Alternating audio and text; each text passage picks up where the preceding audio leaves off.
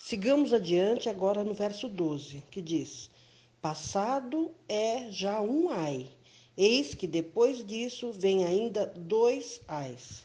Nós vimos anteriormente três ais, certo? Se referindo à quinta, sexta e sétima trombeta. A quinta já passou, como nós já vimos. Vamos entrar agora na sexta trombeta, então faltam ainda dois ais. A quinta trombeta, então, encerra uma dessas declarações que já passou. Mas, como nós falamos, ainda faltam dois ais. Esse termo ai se refere a sofrimento. E vamos, então, seguir adiante agora nos versos 13 e 14. O sexto anjo tocou a sua trombeta e ouviu uma voz que vinha das quatro pontas do altar de ouro que estava diante de Deus, a qual dizia ao sexto anjo que tinha a trombeta: Solta os quatro anjos que se acham presos junto do grande rio Eufrates. Como nós já dissemos antes e estamos repetindo ao longo do estudo desse capítulo, temos aqui duas visões, dois pensamentos, duas ideias sobre esse capítulo das sete trombetas. De acordo com alguns estudiosos, o clamor da sexta trombeta foi cumprido na ascensão e progresso dos árabes. Quando a sexta trombeta soou, João declara que quatro anjos que estavam presos junto ao rio Eufrates foram libertados. Essa expressão se aplica aos quatro sultanatos principais do Império Otomano, que é Alepo, Icônio, Damasco e Bagdá. Esses sultanatos estavam situados na região banhada pelo rio Eufrates. Então, de acordo com esses estudiosos, foi ordenado então que soltassem esses quatro anjos, esses quatro sultanatos. Já de acordo com os estudiosos que acreditam que o toque das sete trombetas são ainda para o futuro, eu particularmente sou uma dessas pessoas que acreditam nisso, mesmo porque o começo do capítulo, como nós já vimos, essas trombetas são tocadas somente após Jesus lançar os incensários sobre a terra, e isso se refere justamente ao fechamento da porta da graça, a intercessão de Jesus tendo terminado aí, então essas trombetas aí se referem ao futuro. Para esses estudiosos, os quatro ventos que estão presos junto ao rio Eufrates não são aqueles mesmos quatro anjos que seguram os quatro ventos que nós vimos em Apocalipse 7, verso 1. Esses quatro anjos que seguram os quatro ventos já terão sido soltos quando Jesus tiver lançado o incensário sobre a terra. O texto fala aí da região da Mesopotâmia, do Oriente Médio. O rio Eufrates era o que dava sustento à Babilônia e passava dentro desta cidade. E isso é uma referência às nações que apoiarão a Babilônia espiritual, a igreja apostatada.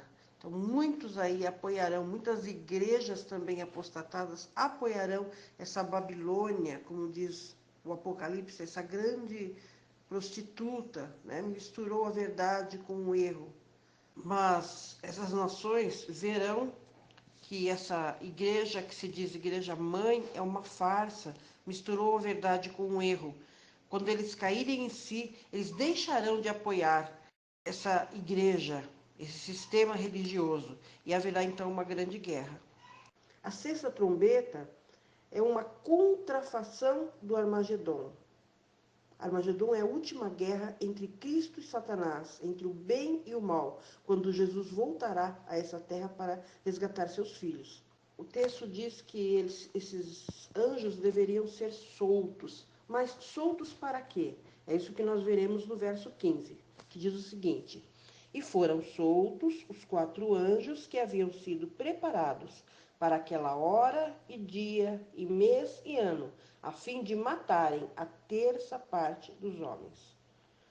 Eles deveriam então ser soltos por um período de tempo profético, como nós vemos aí, uma hora, um dia, mês e ano. Então vamos aqui fazer os cálculos. Se um dia representa em profecia um ano, então um ano tem 360 dias, correspondem a 360 anos. Um mês, como disse aí a profecia, um mês bíblico, como nós já dissemos anteriormente. Então, 30 dias, em profecia, se refere a 30 anos. Um dia, em profecia, se refere então a um ano. Uma hora corresponde a 24avos de um dia, que são 15 dias. Então, se nós somarmos todos esses anos aí, 360, 30, 1 e 15 dias, nós teremos um total de 391 anos e 15 dias. Então, de acordo com esses primeiros estudiosos, partindo da data de 27 de julho de 1449, quando terminou o período relacionado à quinta trombeta, e se nós somarmos esses 391 anos e 15 dias, nós vamos chegar ao ano de 1840. Então, essa profecia foi dada com 15 séculos de antecedência. 11 de agosto de 1840, para ser exato, a Turquia perdeu a sua independência. Em 1838, um teólogo chamado Josias Licht fez os cálculos dessa profecia e publicou-a. E milhares de pessoas ficaram observando para ver se realmente o que ele havia dito ia se cumprir. E vários jornais na época, vários clubes de incrédulos, discutiam as opiniões desse teólogo e ridicularizavam-no por ter audácia de fazer uma alegação como essa. Mas, como um destemido defensor da verdade, ele declarou que o futuro vindicaria a veracidade da palavra de Deus. E no dia exato do cálculo de Licht, o Arauto Matutino de London publicou a seguinte manchete: o sultão foi reduzido a um fantoche. A notícia se espalhou rapidamente. A profecia que Licht corajosamente havia proclamado tinha então sido cumprida. E muitos ateus se tornaram cristãos do dia para a noite. Multidões se convenceram de que os princípios de interpretação usados por Licht eram corretos. Licht recebeu mais de 1000 cartas de incrédulos que haviam desistido de pelejar contra a Bíblia e que a aceitavam como a revelação de Deus para a humanidade. Veja só um trecho dessas cartas. Temos dito que os expositores de profecias colhem citações de páginas bolorentas da história para consubstanciar suas alegações de cumprimento profético. Mas, nesse caso, temos os fatos vivos diante dos nossos olhos. E desde aquele dia até 1917, quando o último dos sultões fugiu da capital apavorado, o poder turco foi apelidado de o Homem Doente do Leste. Das ruínas do Império Otomano se ergueu então a nova República da Turquia. Constantinopla ainda estava ocupada pelos turcos, mas essa nova Turquia é completamente diferente do antigo Império Otomano. O Império dos Sultões hoje não existe mais. Os turcos foram perdendo suas posses aos poucos, até que em 1838 surgiu um conflito entre o sultão e o pachá do Egito. A intervenção estrangeira evitou por algum tempo essa guerra, mas no ano seguinte o exército do sultão foi inteiramente submetido e destruído, enquanto a sua armada foi capturada e conduzida para o Egito. Essa profecia da queda do Império Otomano, ou turco, também está relatada no capítulo 11 de Daniel.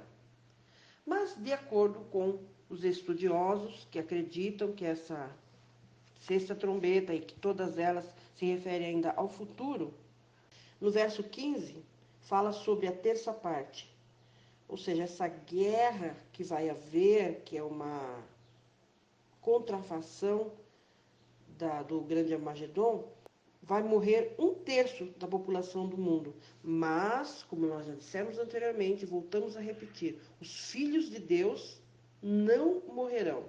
Satanás terá poder apenas sobre os seus e não sobre os filhos de Deus.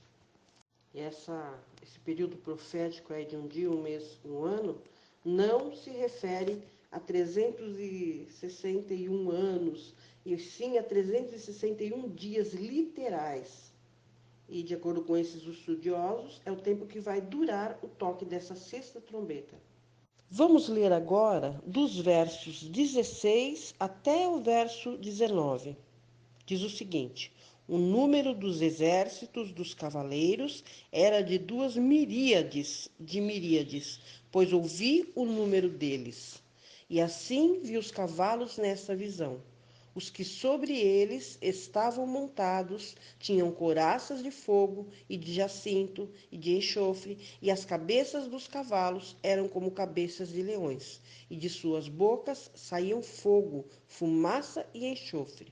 Por estas 3 pragas foi morta a terça parte dos homens, isto é, pelo fogo, pela fumaça e pelo enxofre que saíam das suas bocas. Porque o poder dos cavalos estava nas suas bocas e nas suas caudas, porquanto as suas caudas eram semelhantes a serpentes e tinham cabeças, e com elas causavam danos.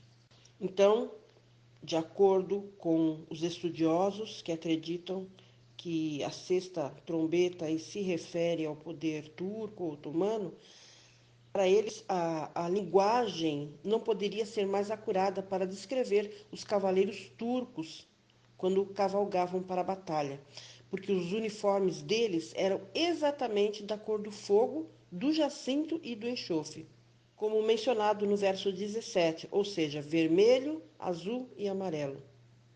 Os otomanos foram os que introduziram as armas de fogo na guerra, e esses cavaleiros dos velhos tempos disparavam os seus mosquetes que traziam à cintura, enquanto eles cavalgavam, e dando assim a impressão ao profeta em sua visão de que o fumo saía da boca dos cavalos.